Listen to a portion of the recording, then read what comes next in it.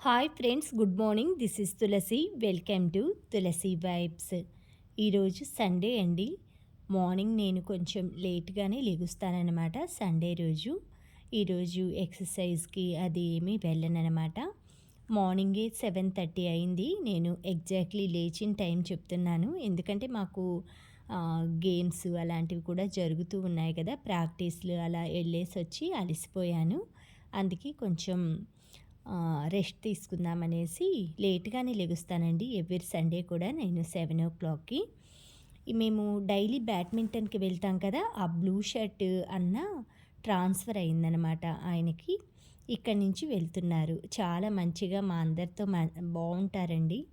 మాకు షటిల్ టైంలో ఎవ్వరు ప్లేయర్స్ లేని టైంలో కూడా సపోర్ట్ ఇచ్చి మాకు చాలా మంచి బెస్ట్ ప్లేయర్ అనమాట. గేమ్ కూడా ఎవ్రీడే కూడా కమిట్మెంట్‌తో వచ్చే వ్యక్తి అనమాట. ఏదో ఒక సాకు చెప్పేసి ఉదయాన్నే ఎవరు లెగుస్తారులే ఎర్లీ మార్నింగ్, లేకపోతే ఏమైంది అనుకునే వ్యక్తి కాదు అనమాట. తను ట్రాన్స్ఫర్ అయ్యి వెళ్తున్నారు. అందుకే మేము మా ఫ్రెండ్స్ తరఫున ఏదో చిన్న ట్రీట్ లాగా కేక్ అది కట్ చేయించి ఆయనకి సెండ్ ఆఫ్ ఇచ్చామండి. అతను వెళ్ళిన చోట కూడా బాగా అంటే కోర్టు, షటిల్ కోర్టు ఇవన్నీ మంచి ఫెసిలిటీస్ ఉన్నాయన్నమాట. ఏదైనా మనం పాజిటివ్‌గా ఆలోచిస్తూ చెప్తూ ఉన్నారనమాట. అదే మాకు ఇలా సడెన్‌గా ఈరోజు వెళ్తారని మాకు తెలీదు. ఇది సాటర్డే రోజు మేము సెండ్ ఆఫ్ ఇచ్చాము. మా హస్బెండ్ ఈ బ్లూ షర్ట్ పక్కన ఉన్నారు కదా, మా హస్బెండ్ పవన్ కుమార్ గారు. ఆయనేమో ట్రాన్స్ఫర్ అయ్యి వెళ్ళేవాళ్ళు భాస్కర్ రెడ్డి గారు. ఇలా మేమైతే ఫ్రెండ్స్ అందరం కలిపి దగ్గర మేము షటిల్ స్టార్ట్ చేసింది 6 ఇయర్స్ కంప్లీట్ అయిందండి. వీళ్ళు మాతో గేమ్ ఆడటం స్టార్ట్ అయింది మాత్రం 1.5 ఇయర్, 2 ఇయర్స్ నుంచి ఆడుతున్నారనమాట. మిగతా మా ఫ్రెండ్స్ బ్యాచ్ అందరం మేము స్టార్ట్ చేసింది 6 ఇయర్స్ అనమాట. డైలీ కంటిన్యూగా మార్నింగ్ 1.5 అవర్ దాకా మేము ఎక్సర్సైజ్ చేస్తూ ఉంటామండి. న్యూ మెంబర్స్ జాయిన్ అవుతుంటారు, ఓల్డ్ మెంబర్స్ సెండ్ ఆఫ్ ఇస్తూ ఉంటాము. అలా ఎర్లీ మార్నింగ్ టైంలో అయితే మా ఫ్రెండ్స్ అందరూ ఇలా 1 బై 1 అయితే అందరం ఆయనకి కేక్ అది తినిపిస్తూ సెండ్ ఆఫ్ అయితే ఇచ్చామండి.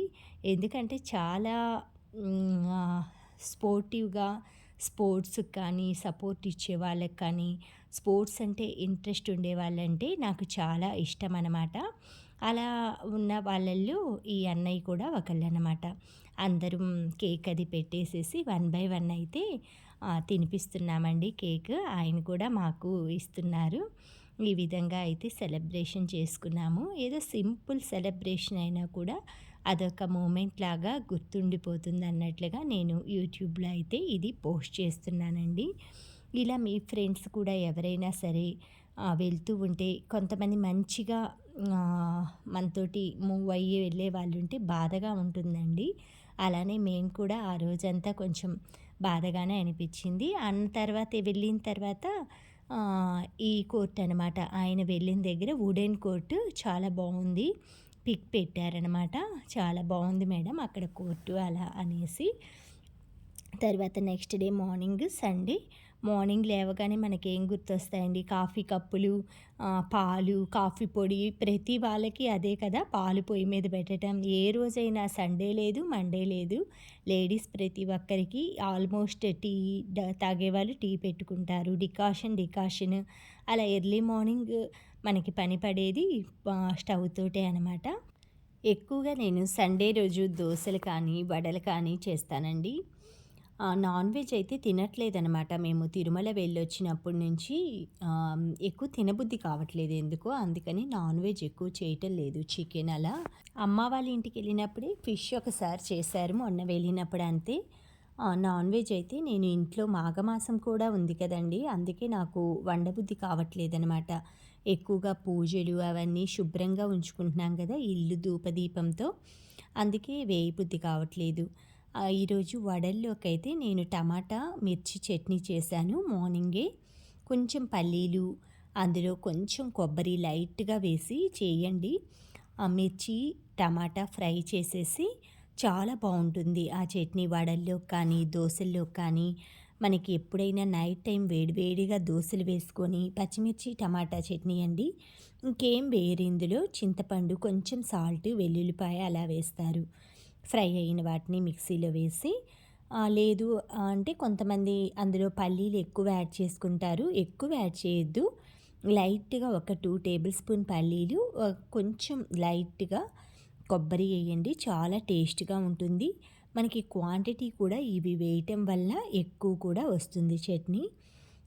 ఆయిల్ అయితే మనం వడలు కానీ ఏదైనా పిండి వంటలు అలా చేసేప్పుడు ఇలా వెడల్పు ఎక్కువున్న బాండ్లీ పెట్టుకున్నామనుకోండి మనం, తొందరగా ఎక్కువసేపు ఆయిల్ డీప్ ఫ్రై చేయకుండా ఒక్కసారికే అలా మనకి 2 మెంబర్స్ అనుకోండి, ఒక 8, 9 అలా వడలు వేసుకున్నామంటే మనకి బ్రేక్‌ఫాస్ట్‌లోకి సరిపోతుంది. నేనైతే దగ్గర దగ్గర ఒక 12 వేస్తానండి. ఎందుకంటే లంచ్ టైమ్ అయిందాక మధ్య మధ్యలో ఎప్పుడైనా ఆకలి అలా ఏస్తే ఒకటి అలా తినొచ్చని. బ్రేక్‌ఫాస్ట్‌లో అయితే 5 అలా మా హస్బెండ్ నేను తింటాము. వడలు అంటే చికెన్‌లోకి బావుంటాయి కానీ నేను చికెన్ అయితే చేయలేదు. సరే లేట్‌గానే బ్రేక్‌ఫాస్ట్ అది చేస్తున్నాం కదా అనేసి ఒకసారి లంచ్‌కి కూడా ప్రిపరేషన్ చేస్తున్నాను. క్యారెట్, కీరా తోటి రైతా చేస్తున్నానండి. ఇందులో కొంచెం బ్లాక్ సాల్ట్, కొంచెం నార్మల్ సాల్ట్ వేస్తాను. పచ్చిమిర్చి కానీ, ఉల్లిపాయ కానీ, కొత్తిమీర ఏం వేయటం లేదండి. నా పెరుగు పైన మీగడైతే పక్కకనేసేసి ఎక్కువ నేను పాల మీద మీగడ కలెక్ట్ చేస్తాను వెన్నపూసకి వాటికి. పెరుగు మీద మీగడ ఏంటంటే ఈ పాల మీద మీగడ కలెక్ట్ చేశాం కదా! అది అప్పుడప్పుడు వీక్లీ వన్స్ అలా పెరుగు మీద మీగడ కూడా వేసామంటే మనకి వెన్నపూస అనేది బాగా తొందరగా వస్తుందనమాట. ఎందుకంటే తోడుకుంటాయి. పెరుగు మీద మీగడ వేస్తే పాల మీద మీగడ అంతా అప్పుడు మనకి వెన్న అనేది ఎక్కువ క్వాంటిటీలో వస్తుంది. రైతా మీరు పులావ్‌లో కానీ, వెజ్ రైస్‌లో కానీ ఎందులోకైనా ఈ విధంగా చేసి చూడండి. చాలా టేస్ట్‌గా ఉంటుంది. ముఖ్యంగా సమ్మర్‌లో కీరా ఎక్కువగా వాడుకోండి. పెరుగులో కానీ, లేదంటే ఎక్కువగా ఉత్త స్లైసెస్ తినటానికైనా. ఈలోపు ఆయిల్ అయితే కాగిందండి. ఫస్ట్ మనం ఆయిల్ కాగింది లేనిది చూసుకోవటానికి వంట స్టార్టింగ్‌గా చేసే అంటే బిగినర్స్‌కి కానీ చిన్న టిప్ అనమాట. చిన్న క్వాంటిటీలో ఆయిల్‌లో అలా ఏదైనా మీరు బోండాలు కానీ, వడలు కానీ వేసేప్పుడు లైట్‌గా అలా వేయండి. మనకి కాగింది లేనిది వేసిన ఐటెము పైకి తేలుతుంది. ఆయిల్ అంతా మనకి బుడగలొస్తుంటాయి కదా! అవన్నీ ఆగుతాయన్నమాట. మనకి ఫ్రై అయింది లేనిది కూడా అలాగే తెలుస్తుందండి. ఆయిల్‌లో వచ్చే బబుల్స్ అన్నీ అవి క్లియర్ అయితే అప్పుడు ఐటెమ్ అనేది మనం వేసిన ఏదైనా సరే ఫ్రై అయినట్లు లెక్కనమాట. వడలకి మీరు ఎప్పుడూ కూడా సోడా, ఉప్పు అలా వేయొద్దండి. ఆయిల్ ఎక్కువగా పీలుస్తుంది. మనకి గారెలు అంటే మధ్యలో చిల్లు పెట్టి వేస్తారు కదా! ఈ వడలేంటంటే కొన్ని కొన్ని చిల్లు పెట్టి వేస్తారు. కొన్ని లైట్‌గా అలా బొటనవేలుతో ప్రెస్ చేసేస్తే మనకు ఆటోమేటిక్‌గా అవి చిల్లు పడుతుందనమాట. గారెలు ఎప్పుడైనా సరే పొట్టు మినపప్పుతో చేసుకోండి. వడలు ఇలా మనకి సాంబార్‌లోకి, బ్రేక్‌ఫాస్ట్ ఐటెమ్స్‌లోకైతే మీరు ఎక్కువగా ఇలా మినపప్పు అప్పటికప్పుడు ప్లాన్ చేసుకుంటాం కాబట్టి ఎక్కువ కడిగే ప్రాబ్లమ్ కూడా ఉండదనమాట. పొట్టు మినపప్పు అయితే మనం క్లీనింగ్‌కి ఎక్కువ టైం పడుతుంది. మనకి ఎక్కువ వర్క్ లేదన్నప్పుడు అలా చేసుకోండి. పొట్టు మినపప్పు కూడా చాలా టేస్ట్‌గా ఉంటాయి. అవి మనకి నెక్స్ట్ డే కూడా టేస్ట్ ఇంకా చాలా బెటర్ అవుతుందనమాట. ఆనియన్స్ అయితే వేసి చేయొద్దండి మీరు. నెక్స్ట్ డేకి వడలు అలా ఉంచుకునే పనైతే వితౌట్ ఆనియన్ వేసి తయారు చేసుకోండి. నేనైతే ఇప్పుడు ఉల్లిపాయ, పచ్చిమిర్చి, కరివేపాకు అవన్నీ వేశాను వడల్లో. అందుకే కొంచెం ఏంటంటే ఆనియన్, ఈ ఆకులన్నీ వేయటం వల్ల అవి కొంచెం పల్చనవుతుందనమాట పిండి. వడలైతే చాలా స్మూత్‌గా దూదిలా ఉంటాయండి. ఈలోపు నేను వెజ్ రైస్‌కి కూడా ఎగ్ అవి యాడ్ చేస్తున్నాను. ప్లస్ వెజ్ రైస్‌కి అనమాట. బాయిల్డ్ ఎగ్ కూడా తింటానండి నేను మార్నింగ్ ఒకటి. ఈరోజు హాలిడే కాబట్టి మా వారికి కూడా ఒకటి బాయిల్ చేశాననమాట. మామూలుగా వెజ్ రైస్‌లోకి 3 ఎగ్స్ మొత్తం టోటల్ నా దగ్గర ఎగ్ బాయిల్ చేసేవి ఉన్నాయన్నమాట 2. అందులోనే బాయిల్ చేసేసాను. ఇలా మనకి బాయిల్ చేసే మిషన్లు, పాల కుక్కర్లు ఇలాంటివన్నీ ఉండటం వల్ల సులువుగా అయిపోతున్నాయి వంటలు అవి. వంట రాని వాళ్ళకి కూడా ఈజీగా కుక్ చేయగలుగుతున్నారనమాట. వడలు ఎప్పుడైనా సరే మనకి మధ్యలో హోల్ పెట్టామంటే అందులో పచ్చితనం అంతా పోయేంత వరకు కాలుతాయన్నమాట. ఆ తర్వాత ఎక్కువగా మనం ఫ్రై చేశామంటే గ్యాస్ ప్రాబ్లమ్ కూడా ఉండదనమాట. ఎందుకంటే మినపప్పు బాగా రోస్ట్ అవుతాయి కాబట్టి ఎక్కువ పచ్చి పచ్చిగా ఉన్నయి తిన్నామనుకోండి గ్యాస్ ఫార్మ్ అవుతుందనమాట. మీరు వీలైతే కొంచెం జీలకర్ర పౌడర్ వేసుకోండి. జీలకర్ర వేస్తే అప్పుడప్పుడు గారెలు కానీ, బోండాలు కానీ ఆయిల్‌లో పేలుతాయనమాట.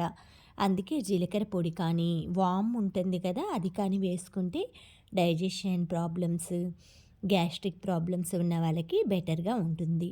ఈ ఆల్మోస్ట్ గోల్డెన్ బ్రౌన్ కలర్ వచ్చేదాకైతే బాగా డీప్ ఫ్రై చేసేసుకొని మనం పెట్టుకున్నామంటే వెంటనే అయితే మీరు ఏదైనా ఇలా హాట్ ఐటెమ్ తయారు చేసిన వెంటనే బాక్స్‌లో వేశాక మూత పెట్టొద్దండి.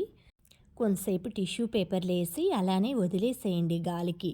వేడి మీద తినేస్తాంలేండి. బట్ కొంచెం మీరు స్టాక్ పెట్టుకోవాలంటే ఎప్పుడైనా సరే బయటికి ఏదైనా ఊర్లు అలా వెళ్తున్నా సరే మార్నింగ్ గారెలు వేసుకున్నాక ప్యాక్ చేసేప్పుడు వెంటనే మీరు మూత పెట్టి బాక్స్ అలా పెట్టొద్దనమాట.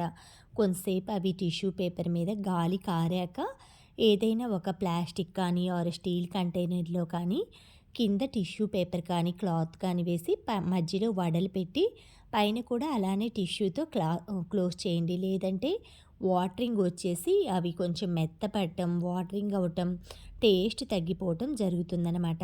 ఎప్పుడైనా సరే ఈ టిప్ యూజ్ చేసుకోండి.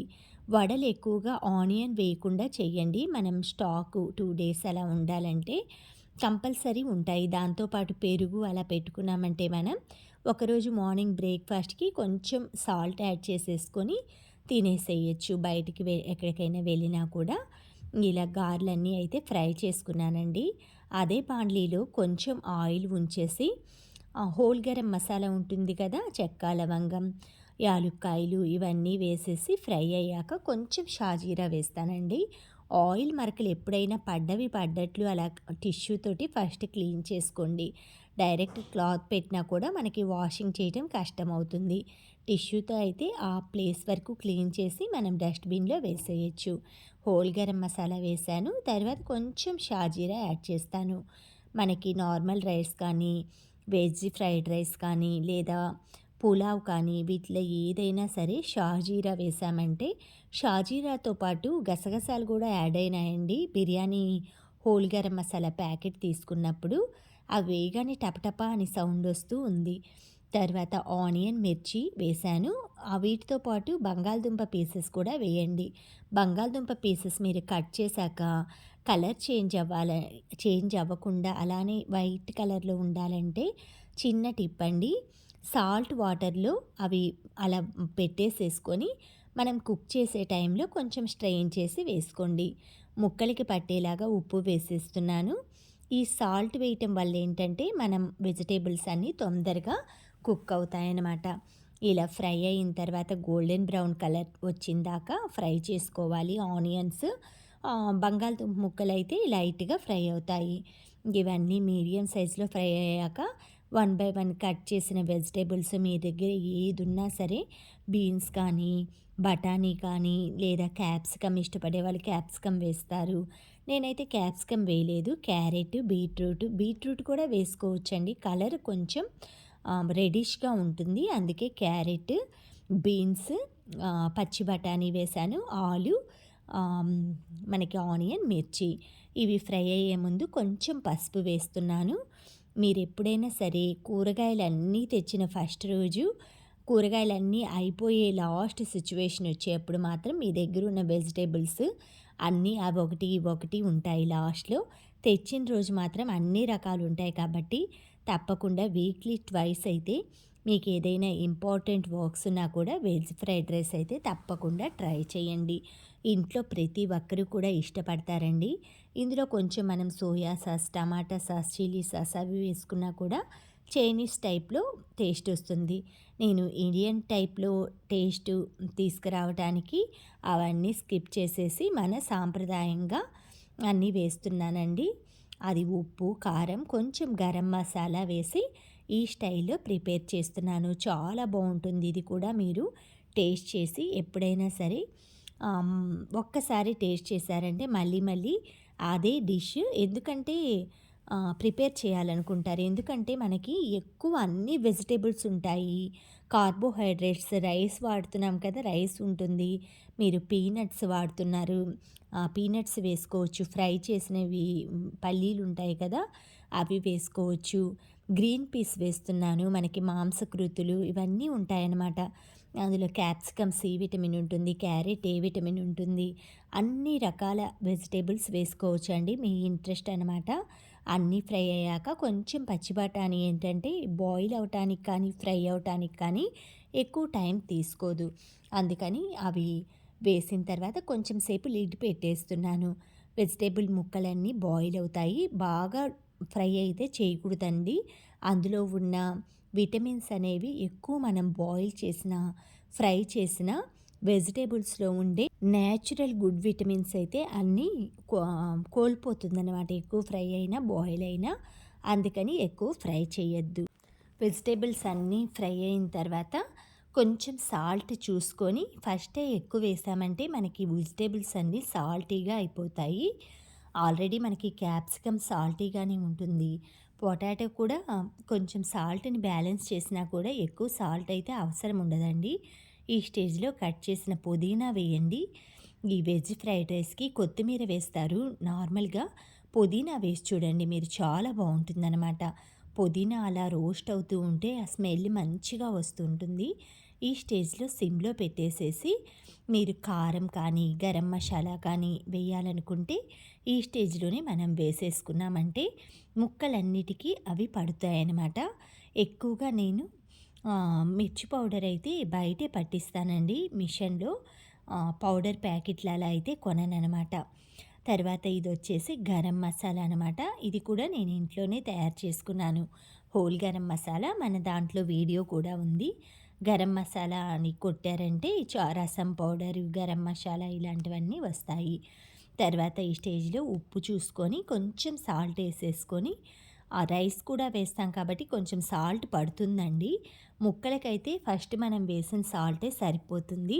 బట్ ఇప్పుడు రైస్ యాడ్ చేస్తాను కాబట్టి ఎక్కువ సాల్టే అవసరమవుతుంది. ఎక్కువంటే మనం మొత్తం బాటిల్ పోసేయటం కాదండి. చూసుకొని అడ్జస్ట్ చేసుకొని లైట్‌గా తగ్గినా పర్లేదు కానీ కొంచెం ఎక్కువయిందంటే మాత్రం అది మళ్ళీ నిమ్మకాయ పిండటం, అవి పిండటం, ఇవి పిండటం అంతా వేస్ట్ అవుతుంది. ఈ స్టేజ్‌లో అయితే బాయిల్ చేసుకున్న రైస్ పెడుతున్నాను. నేను ఒక 250 గ్రామ్స్ రైస్ యాడ్ చేసుకున్నానండి. 250 గ్రామ్స్ వాటికి 250 గ్రామ్స్ వెజిటబుల్స్ యాడ్ చేసుకోండి. మనకి నార్మల్‌గా అవి సమానంగా క్వాంటిటీ సరిపోతుందనమాట. రైస్ క్వాంటిటీ, వెజిటబుల్ క్వాంటిటీ సమానంగా ఉండేలా చూసుకున్నామంటే మనకి రైస్ అనేది కలర్‌ఫుల్‌గా ఉంటుంది. తింటుంటే ప్రతి బైట్‌లో కూడా ఒక్కొక్క వెజిటబుల్ వస్తూ చక్కగా ఉంటుందనమాట. అంటే అన్ని రకాల వెజిటబుల్స్ ఒక్కొక్కటి మన పంట కిందకు వస్తూ మిక్సింగ్ లాగా క్యారెట్, బీట్రూట్ ఇవన్నీ ఎంతో టేస్టీగా ఉంటుందనమాట. మీకు ఇంకా కలర్‌ఫుల్ ఉండాలంటే బీట్రూట్ పీసెస్ కూడా వేసుకోండి చిన్న చిన్నవి. ఇవంతా ఫ్రై అయిన తర్వాత ఎక్కువగా మనం వీటిని స్మాష్ చేయటం అలా చేయొద్దండి. ఎక్కువ వెజ్ రైస్‌లు, పులిహోర ఇలాంటివన్నీ కొంచెం పలుకుగా ఉంటేనే మంచిది. నేను 1కి 2 కప్స్ వాటర్ వేసి బాయిల్ చేసుకున్నాను. రైస్ ఏంటంటే బాయిల్ చేశాక నేను కలుపుతున్నాననమాట. ముందుగానే వాటర్‌లో మనం బిర్యానీలాగా 70% కుకింగ్ అలా కాదు. పూర్తిగా కుక్ అయిన తర్వాతే వేస్తున్నాను. పాత బియ్యం కాబట్టి 1కి 2 గ్లాసులు పడతాయండి మనకి రైస్ క్వాంటిటీ లాగే. అదే పులిహోర అలా అయితే 1కి 1.5 వేసుకుంటాము. ఈ విధంగా వెజ్ ఫ్రైడ్ రైస్ అయితే రెడీ అయింది. దీంట్లోకి బాయిల్ చేసుకునే ఎగ్స్ అయితే 1 బై 1 అలా పెడుతున్నాను. ఇంతేనండి. ఈ వెజ్ ఫ్రైడ్ రైస్ ఎగ్స్‌తో పాటు చక్కగా సండే రోజు ఎంజాయ్ చేశాము. Thank you friends. Thank you for watching. Thank you for valuable time. Have a safe day. Please like, share, subscribe my channel Tulasi vibes.